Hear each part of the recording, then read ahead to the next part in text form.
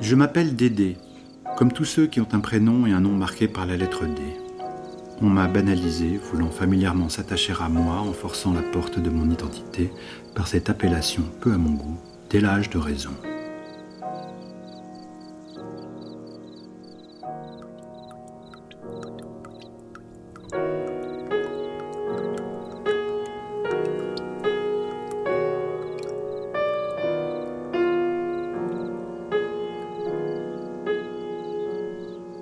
À l'orée de ma mémoire, je garde prioritairement ce surnom qui me fait réagir à la manière du réflexe que provoque sur sa progéniture le cri d'un animal adulte.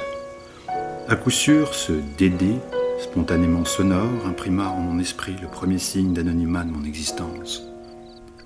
Une indétermination fâcheuse, susceptible d'accroître mon désir d'avoir une personnalité, d'être une personnalité, s'infusa de cette façon.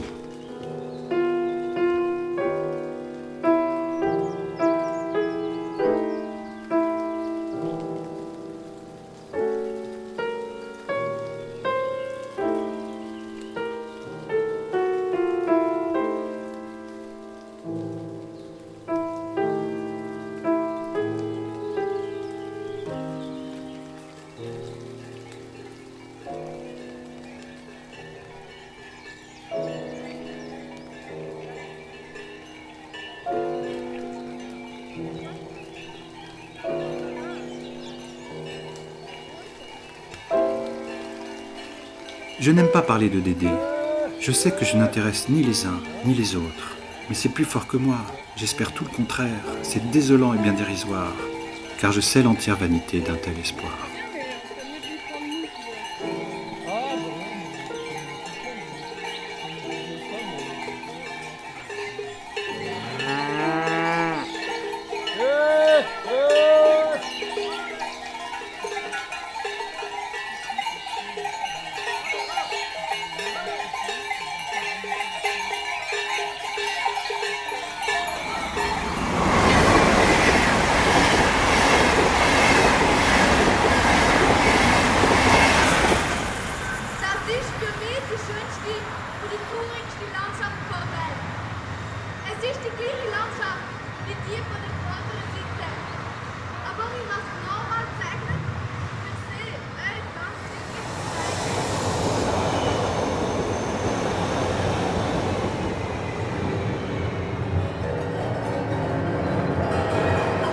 J'ai commencé sans jamais parvenir à finir, tant par une lassitude insensiblement opérante que par une paresse toujours excusable.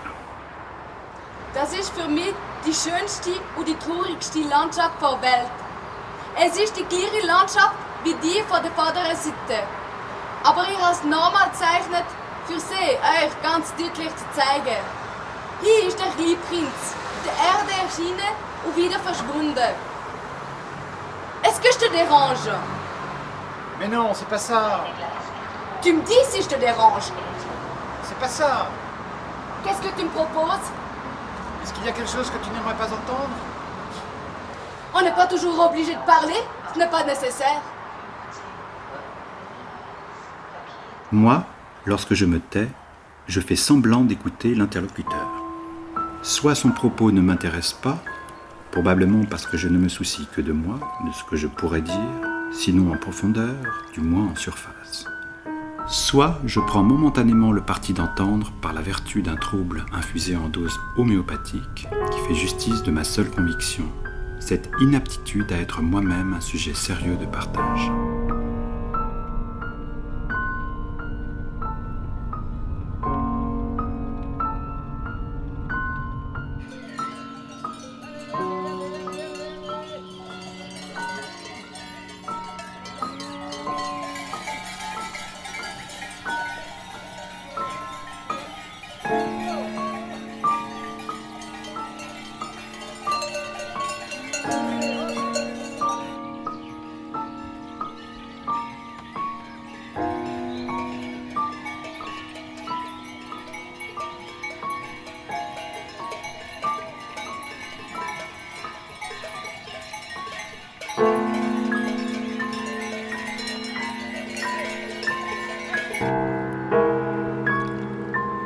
C'est vrai, je travaille plus avec mon chapeau qu'avec mon cerveau.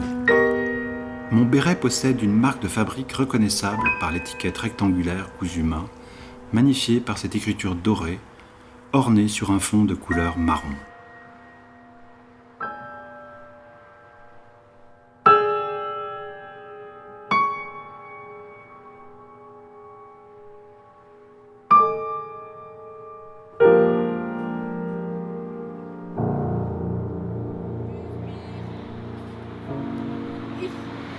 Ich habe Lust auf Erdbeeren. Sag mir, dass ich dich liebe. Sag mir, dass ich dich liebe. Sag mir, dass ich dich liebe. Sag mir, dass ich dich liebe. Küss mich. Küss mich. Sag mir, dass ich dich liebe. Sag mir, dass ich dich liebe. Küss mich. Küss mich. Küss mich. Ich habe Lust auf Erdbeeren. Ich habe Lust auf Erdbeeren. Ich habe Lust auf Erdbeeren. Ich habe Lust auf Erdbeeren. Ich habe Lust auf Erdbeeren. Küss mich. Küss mich. Küss mich. Küss mich. Celles et ceux qui ont déclaré que je travaillais du chapeau ont ajouté dans leur conversation subséquente qu'il y avait quelque chose de définitivement oblique chez ce Dédé la diagonale. Appelons-le Dédale le Dadet.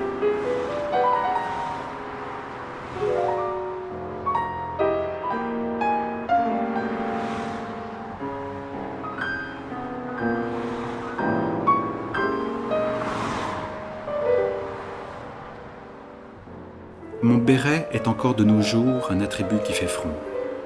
Le béret coiffe en diagonale, ni ligne droite, telle l'abscisse et l'ordonnée, ni courbe, ni ligne zébrée comme le pont chinois en zigzag.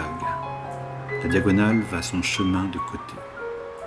La diagonale est représentative de moi parce que ma vie a pris décidément cette orientation, celle de l'évitement, symbole de l'échappatoire vers un point de fuite imprécis.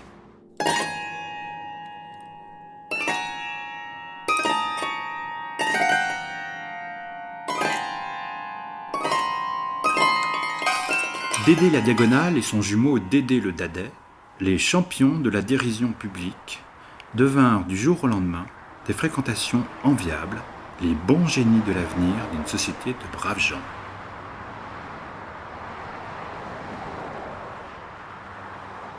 Où suis-je ici? Je voudrais retourner chez moi. Valentin, mon Valentin! C'est mon Valentin! Et si ce jour était arrivé? Je vais retrouver mon amour. Chacun a sa façon de parler. Une âme est une harmonie. Je préfère dire, apprendre, c'est se ressouvenir.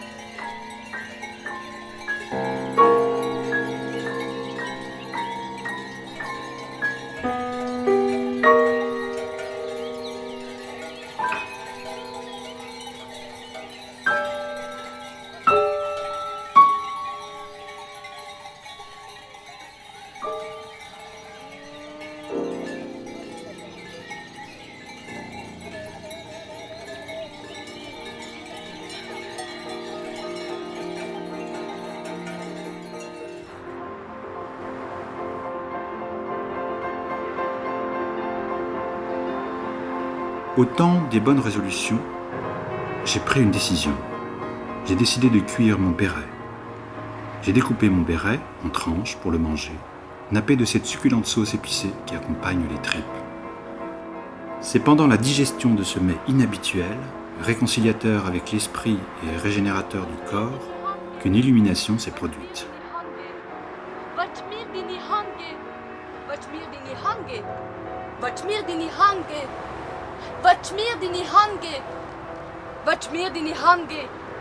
On ne fait pas toujours ce qu'on se promet de réaliser.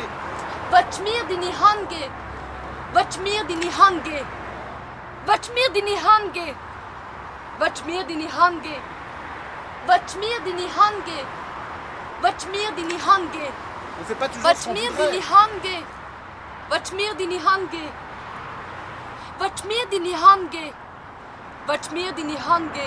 On ne fait pas toujours ce qu'on veut. On ne fait pas toujours ce qu'on veut. On ne fait pas toujours ce qu'on veut. On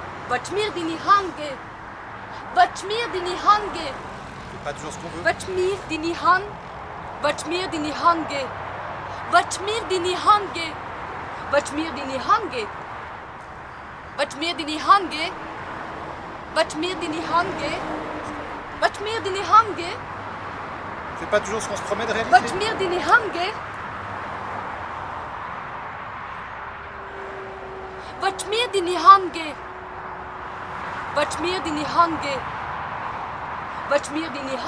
On ne fait pas toujours ce qu'on veut.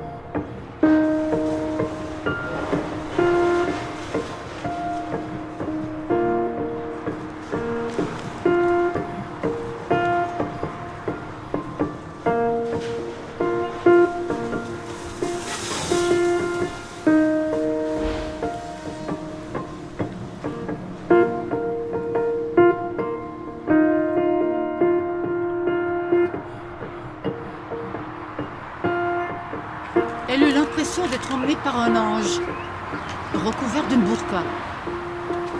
C'est moi qui mène. Toi, tu me suis. Tu accompagnes seulement. Emmène-moi, emmène-moi plus loin. C'est moi qui mène. Toi, tu me suis. Tu accompagnes seulement. Elle eut l'impression d'être emmenée par un ange, recouvert d'une burqa. C'est moi qui mène. Toi, tu me suis. Tu accompagnes seulement. Je suis retournée dans un costume d'ange à l'hôtel Eden.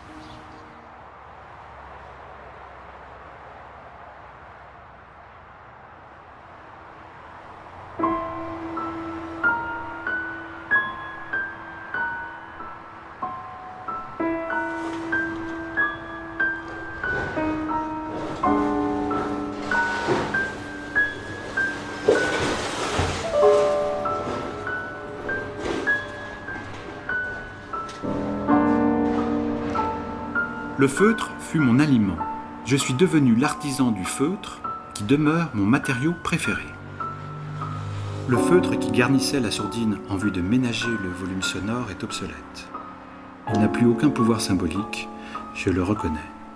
Et je me résigne à séjourner sur Terre au sein du vacarme ambiant.